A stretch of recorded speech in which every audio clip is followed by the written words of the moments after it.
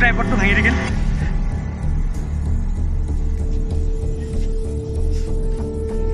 ইয়াতে জোকে খালে চাওক। মৰ্ণিং 8:20 মান হ'ল আৰু মই গৈ আছোঁ এটা এডভেঞ্চাৰেৰে ভৰা ট্ৰেকত। ক'ত গৈ আছোঁ কৈ আছোঁ, কিন্তু তাৰ আগতে হেল্ল' এভৰিৱান, স্বাগতম জনাইছোঁ আজিৰ ভিডিঅ'টোলৈ।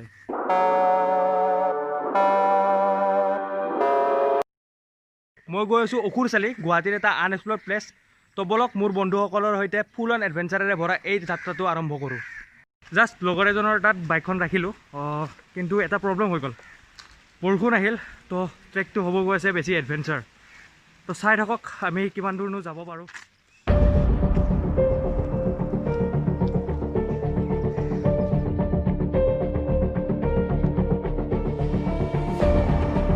অসুৰচালি যাবলৈ আপোনালোকে প্ৰথমে ৰুট ল'ব লাগিব লহৰাৰ ছাগলপৰা অঞ্চললৈকে, আৰু তাৰ পৰা গৈ গৈ আপোনালোকে পাব এটা মনসা মন্দিৰ।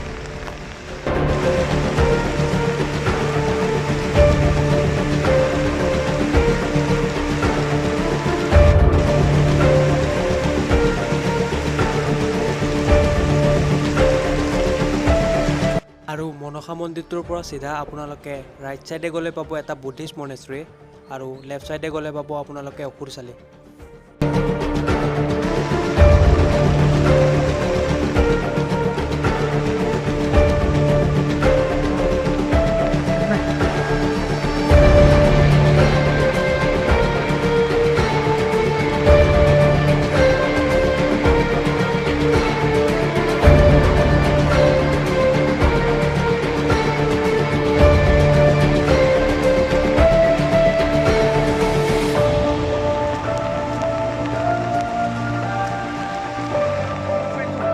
চিনাকি কৰি দিওঁ, এয়া বিশাল, হেল্ল', বিবেক দা, হেল্ল', সন্তোষ দা, আৰু এইজন দাদা জিতু দা ইয়াতে লোকেল।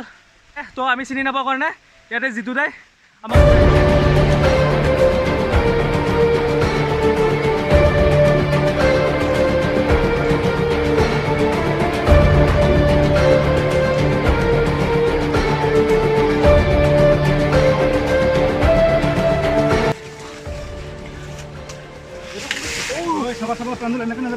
आराम से बेगটো পিছফালে লৈ লোৱা, আগৰ খানে লোৱাৰ কাৰণে হেভি হৈ গৈছে বেগ পিছফালে লোৱা, চিধা ৰাস্তা আৰু বাছ।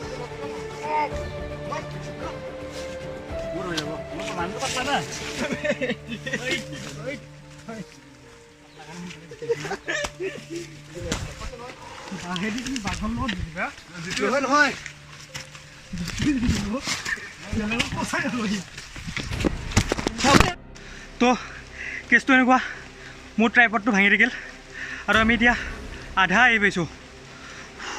সেইকাৰণে ভিডিঅ'টো ফুটেজবোৰ দেখাব পৰা নাই ভালকৈ, কাৰণ উঠাতে বহুত প্ৰব্লেম হৈছে বৰষুণৰ কাৰণে, জেগাটো পূৰা পিছল। তো মইতো ক'ম বৰষুণ বতৰত ইয়াতে ভুলতো নাহিব। আহি আমি পালোঁ দেখা হাতীৰ খোজ। তো আৰু শুনাত বাঘৰ মাতো শুনি আছোঁ, আশা কৰোঁ যাতে বাঘ হাতী একো নোলায়। 10 মিটাৰ আহিবৰ কাৰণে 20-25 মিনিট লগাইছোঁ, কাৰণ বহুত পিছল। ওপৰলৈকে আহোঁ আৰু তলত নামি যাওঁ।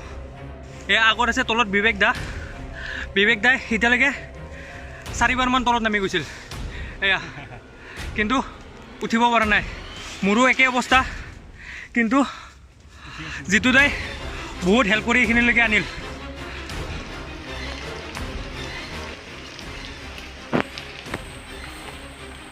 প্ৰাঞ্জল আহি আছে তলৰ পৰা, পৰা নাই, চেষ্টা কৰি আছে। মানে দেখাত বহুত ইজি টাইপ লাগি আছে, কিন্তু একচুৱেলি ইমানেই শ্লিপ, সেইটো নিজে গ'লেহে গম পায়। জোতাত বোকা জমা হৈ গৈছে, বহুত শ্লিপ খাই জেগাটোত। তথাপিও আহিব কিবাকৈ। মেইন প্ৰব্লেমটো হৈছে হাতী আৰু বাঘৰ ভয়। হাতীৰ খোজ দেখা পাইছোঁ, বাঘৰ মাত শুনা পাইছোঁ। তো ভয় চবৰে মনত, কি কৰোঁ কি নকৰোঁ ভয়। এইটো কোনো টুৰিষ্ট প্লেচ নহয়, তো আপোনালোকে ইয়াতে আহিলে নিজৰ ৰিক্সত আহিব। ভাতটো দিয়া দলিয়াই দিয়া মোক।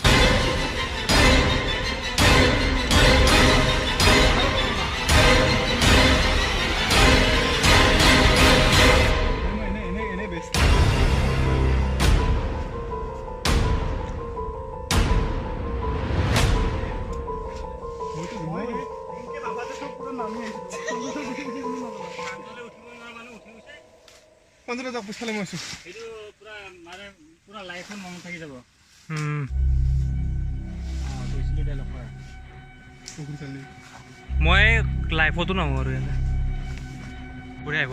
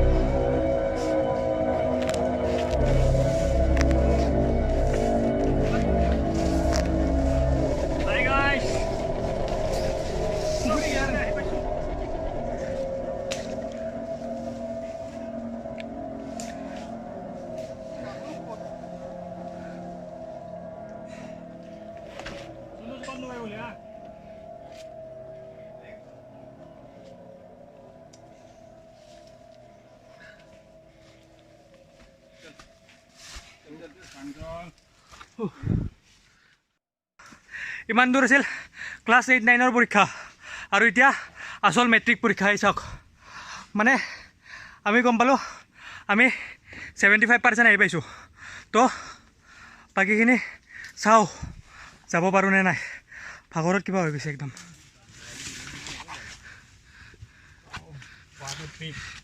ময়ো বহুত বছৰ মূৰত আহিলোঁ দেই মোটামুটি 5 years অঁ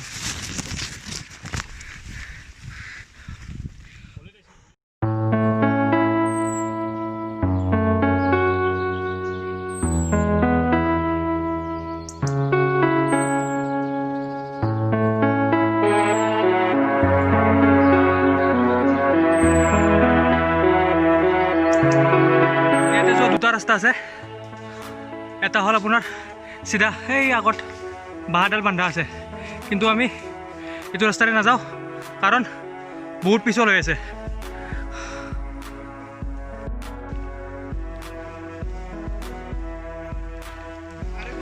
তো ফাইনেলি আমি আহি পালোঁ অসুৰচালি আৰু ইয়াৰ পৰা আপোনালোকে ভিউটো এনজয় কৰক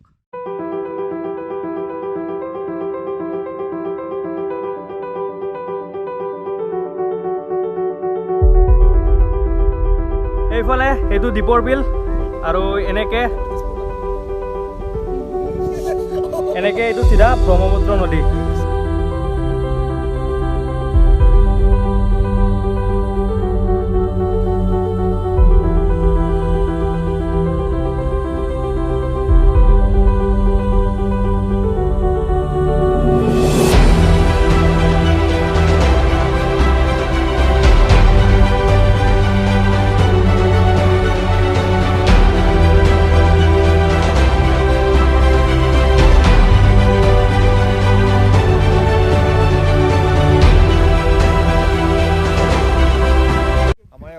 অসুৰচালিখন আমাৰ বহুত ধুনীয়া জেগা হয় মনোৰম দৃশ্য মানে ইয়াৰ পৰা আহিলে আপোনালোকে ভাল ভাল আপোনাৰ মহানগৰীৰ গোটেইখিনি ভিউ দেখা পাব কিন্তু আপোনালোকে এটাই মানে প্ৰাৰ্থনা থাকিল কি আপোনালোকে ইয়াতে আহিলে প্লাষ্টিকৰ আৱৰ্জনাবোৰ ইয়াতে পেলাই যাতে পৰিৱেশখিনি বিনষ্ট নকৰে এয়া চাওক ইয়াতে প্লাষ্টিক পেলাইছে এই ফ্ৰুটিৰ পেকেট ক'ৰবাত বিস্কুটৰ পেকেট এতিয়া ইয়াতে কোনোবাই এইবিলাক ফ্ৰুটিৰ পেকেট কিবা পেকেট এইবিলাক লৈ গৈছিল তো এইবোৰ লৈ যাওঁ ইয়াৰ পৰা কাৰণ এইটো বহুত বেয়া কথা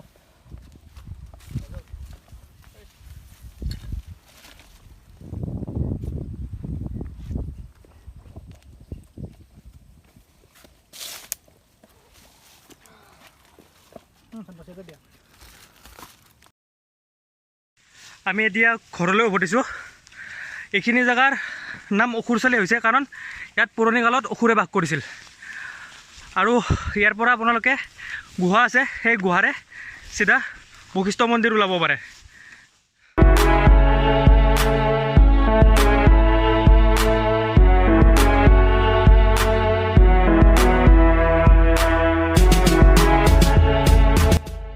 ইয়াতে দেখিবলৈ পাইছোঁ এতিয়া এয়া অসুৰৰ ভৰিৰ খোজ এইবোৰ হ'ল এই দেখিছে এইবিলাক হ'ল অসুৰৰ ভৰিৰ খোজ